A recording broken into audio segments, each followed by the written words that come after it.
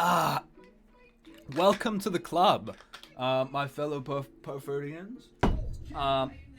Today, me, the Pufferdle master, will be showing you how to properly play Pufferdle perfectly.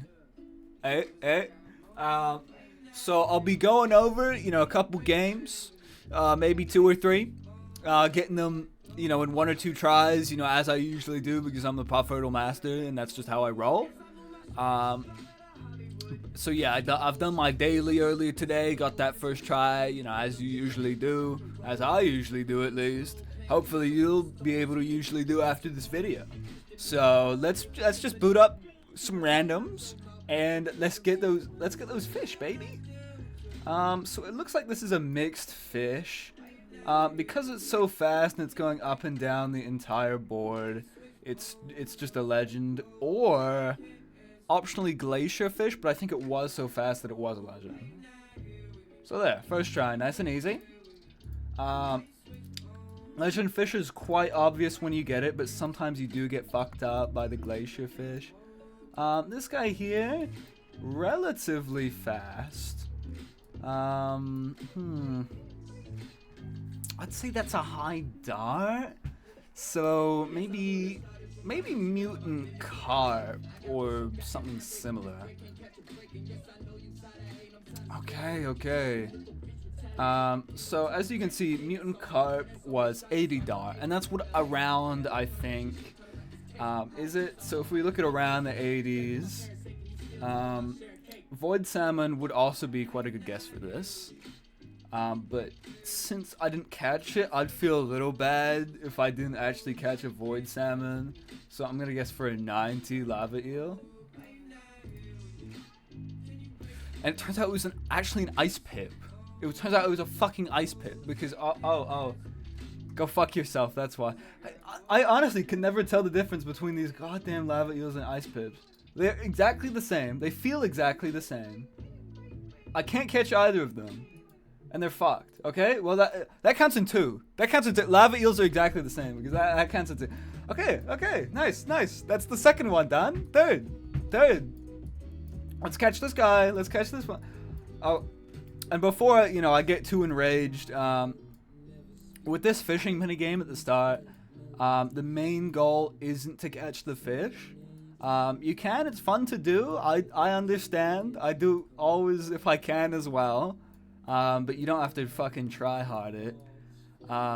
This is just for information. So you can see what kind of fish this is. If it goes above, like halfway up the board, it's a pretty good fish. It's not, a completely worthless one. So this guy here, he's about mid, maybe 40s, something like that. Not smooth. I'd say he could be a wood skip. It could be a 50 mixed.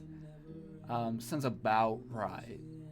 How can I differentiate these 5 mixed fish?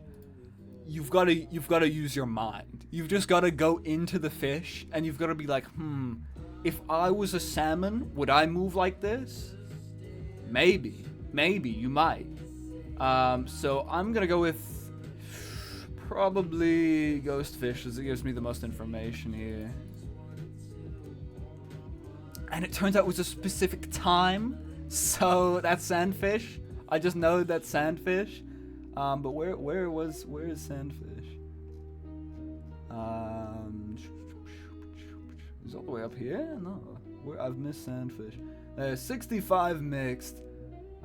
So apparently harder than I thought. That's an issue I have. I think all these like 70s, 60s fish are just like 40s. They're completely worthless. Just because, I don't know, to me they're a bit too easy. So that was alright. We got a 1.